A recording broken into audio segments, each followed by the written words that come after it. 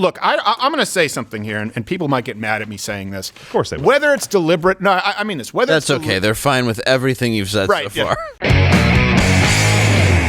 Now let's move on. Speaking of removal of freedoms, Virginia, we warn your kids to leave for this segment because we're going to be reading what they actually have available in their Virginia libraries. Yeah, we wouldn't want you to see the information that's publicly available there. So tomorrow there's a race. It's Republican Glenn Youngkin, and he could actually beat Democratic challenger Terry McAuliffe, right? So if you're watching right now in Virginia, go out and vote. Make sure you do not let McAuliffe become... And a really important thing, too, is there's a kind of a conflict going on in Virginia about the educational system. Yeah, absolutely. And how they've handled not only the rape case, but there have been a lot of controversies that have appeared recently. Yeah, multiple have popped up recently. And we're going to read some of this. So we'll just show you... I don't want to, but we are. We are, but we'll just show you the reaction now because parents, or as the FBI categorizes them, domestic terrorists at local meetings in the county of Fairfax are pissed. Do not interrupt my time. Do not interrupt my time. I would like to remind everybody I will stand here until my time is restored and my time is finished. These books are in stock and available in the libraries of Robinson, for high school Langley, students, ma'am, and Annandale. For 14-year-olds. When I saw a teacher express an opinion and suspended for expressing his religious beliefs, I could no longer stay silent. When did it become acceptable to be tolerant only when someone expresses a view that we agree with? When did it become appropriate to silence those that hold Christian biblical views just because you don't? Excuse me, can you look this way? Excuse me, hello, school board. You're looking down. This is the respect that you show the people who you work for. You work for us. Hell yeah. By the way, when someone says, I'm going to finish my time, if I were, for example, if I were in the Senate, or if I were there and one of those there was like, I yield my time, I would have at the ready, no time left for you. They'd be like, I'm going to use my, I got no time. I thought you were going to go with closing time or something. I just think, can I finish? That's the last track. Can I finish? Can I finish? I'm going to finish. So let me give you some examples of stuff that are being found. Big warning if you have kids out. Because they can get this at the school in Fairfax. Who would you like me to play? So I no. Let's not use the word play. So this is about sexual stuff. Very. To kids. When I finally got old enough to not be embarrassed talking about this stuff with my sister, we didn't, by the way, blur the fellatio. This isn't West Virginia? It really never occurred to you to put something into your vagina, not even a finger? It really didn't. So you've never tasted yourself? What? No? Ew. Wait, you have? Haha, of course you should try. And then this guy has vagina slime. But that was... Well, no, this guy... Imagine that in Dilbert. Hold on, time out. That is two sisters one. is what they're saying. One looks like a girl, one looks like a guy. So the guy has a vagina? They're supposed to be two sisters. Oh, my God. That's a far away from Rosemary Clooney and that other one who died of anorexia. I don't want to throw... Sisters? I don't want to throw Sisters? feminism under the bus, but do you think you've worked when they call it vagina slime? Yeah. When basically it's you can't do that on never television. Such slimy vaginal sisters. It's so they're supposed to be. Lord help the mister who touches the slime of my sister. And here is my lady. This is the most ridiculous. This is the most ridiculous. This is the one. Look, this is the visual I'd been picturing. So now you have a boy. Middle picture here. Middle picture, a boy performing fillet, blowing a woman with a strap on. And the woman, the girl who looks like a boy, is saying, but I can't feel anything. This was much hotter when it was only in my imagination. Yes, because you mean it's an inanimate piece of polymer? What were you expecting? You don't have a penis. That's not how this works. Oh my gosh. Yeah, Why is this if this were heterosexual couples showing it to kids, this is just so... At what point do you say they're trying to turn your kids into degenerates? And I know, lifestyles... No, hold on a second. It's not a lifestyle. If you think you can feel a fake penis getting blown, how did you make it to high school? That's just a power move at that point. Yeah, it really that's is. not... Yeah. I thought I would feel it. Well, then you're the dumbest person I've ever you're met. the dumbest, bro. I've heard about that phantom limb. I just thought if I really wanted to feel it. For crying out loud. Look, let's think of this. Like, why are you saying that isn't as legitimate as teaching kids about heterosexual sex? First off, because I think they should learn sex regular first. Second, we're talking about someone who, I don't know if this is the same person you're talking about vagina slime. It looks close. But this is someone who desperately wants to be a man, and so they are wearing a plastic device. Also, they will never be able to reproduce, but that's not a glitch. That's a feature, right, according to the left. Yeah. If they go through with the bottom surgery, it'll effectively be a fleshy version of this where they also may not be able to experience any sensation. But why? So it's bad for society at large. It's bad for the children. It's bad for their relationship with their parents, who have the right to teach their children about sexual interactions at a young age. And it's bad for those in the LGBTQPAI plus community.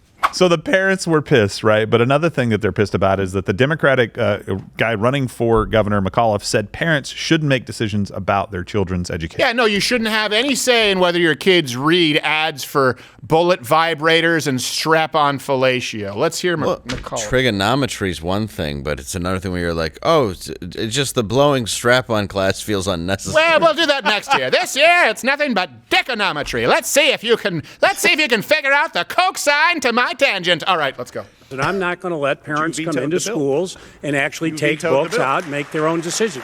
Yeah. Wow, not going to let parents make their own decisions. Yeah, I stopped the bill that I don't think parents should be telling schools what they should teach. But, I get really tired of every. Right. Well, and the bill that he was talking about, McAuliffe vetoing, required schools to provide alternative material to this. Okay, just alternative material to this. That's all we're saying. And desperate to help McAuliffe. What would it be? Penthouse letters? Well, How about just that would be not this better. material? Yeah, exactly. I don't Can we think- just remove Do you realize this? Arnold Schwarzenegger was stopped at the border for muscle magazines, Yeah. women in bikinis. They said it was pornography. They were Can you right. imagine if it came over, they pulled this? Oh, let's see, Mr. Oh! Schwarzenegger, if that is your real name. What is this? That's a bodybuilding magazine. What? You don't do bench press, you don't do push-ups, or blow a girl with a fake dildo strapped on in a treasure trail? Come on. Yeah. I drew it on the plane. Yeah, that's it. Colors and stuff. Well, how do you teach your kids about sex, cupcake? It used to be if you handed this to a child, Oh, you were yeah. a convicted sex offender. Done. If I hand to a child, bring this up again. If I were to hand to a child 10 years ago a picture, Middle section there. that middle section, an actual picture. For those who have kids, again, I'm telling We told kids you. should not be watching right No, now. not That at all. beautiful young mixed race girl there at the beginning. I hope she's not watching this right Yeah, now. please. We say mixed race, we'll go mulatto, because I know they I don't have care. no idea. It's a good one. If I show a child a penis entering a mouth of, by the way, a minor, don't know if it's a 12 to 17 situation or 13, Or 13 to 18. Could no be. idea. Depends. I think 18's pretty fair. 18's pretty fair. And up. And it's just gross. And But seriously, you would be arrested. Yeah. For soliciting pornography to a child. And by the way, we didn't blur this on purpose. Absolutely. We're not trying to be titillating or salacious, anything. We're basically trying to show you what they think is acceptable. We're not? Right? No, not in this case. I'm sorry. In Just this good Mission thing- failure. Right? Good thing I'm Dave's sitting. going to huh? need a debrief. So the media was ready to step in to help McAuliffe, and actually we have NBC reported on a group carrying, and this is the stupidest thing I've seen all weekend, a group carrying tiki torches in support of Youngkin. They say, right? Right, they showed up in Charlottesville. right? I mean, because Charlottesville, we all know. Yeah. There, right, where Donald Trump was. And the racist. communication director, Jen Goodman, tweeted McAuliffe's communication director, Yeah. this is disgusting and disqualifying. But wait for it. It turns out they were actually sent by the pedo Lincoln Project. Yeah, the Lincoln no. Project. Just so you know, Lincoln Come Project. on. The Lincoln Project, where it's Gosh. Nambla? yeah. We also internet. Don't say that is. We changed the name. I speak all the time. Ana Navarro used to be a Republican. It is no longer the NAMBLA because today we call it the Lincoln Project. An internet sleuth identified the Unbelievable. tiki torch carriers as Democratic operatives. Right? Oh. They connected Yeah. the dots for us here. And if we look at the picture one more time, we can actually even see Clayton Bigsby. man. Yeah, right there, making an wow. appearance. Jeez. Thanks, Clayton. Wow. And this got Hey, picked up that's my by cousin. media until Everybody. they were embarrassed. And then the correction did not get picked up. No. The Lincoln Project operatives, you found that out by Twitter and other people saying, hey, wait a minute, hold on, these guys aren't real. And then the media's like, well, they say it's fake. There's no way it's fake. I mean, come on. What is it with the leftist activists Look, I'm going to say something here, and people might get mad at me saying this. Of course they will. Whether it's deliberate, no, I mean this. Whether That's it's okay. They're fine with everything you've said right, so far. yeah. Whether deliberate or not deliberate. I'm not saying there's some secret cabal of people who are planning this. The hypersexualization of children and the blurring of the lines between adulthood and between children. We are entering, remember people used to say, what's next? Pedophilia. Like, don't compare gay people to pedophiles. No one was comparing it. People were saying, where is a line? Because everyone has a line as far as what is determined to be sexually moral, and not what you do in your own bedroom, but what is determined to be acceptable in society at large. And when we are talking about right now, for example, this being given to your kids. And let me just, this right here, look, this is something that is available in Fairfax County, okay? Hardcore pornography, and not even softcore. That's a penis going into a child's mouth, to be clear. They want to give this to your kids.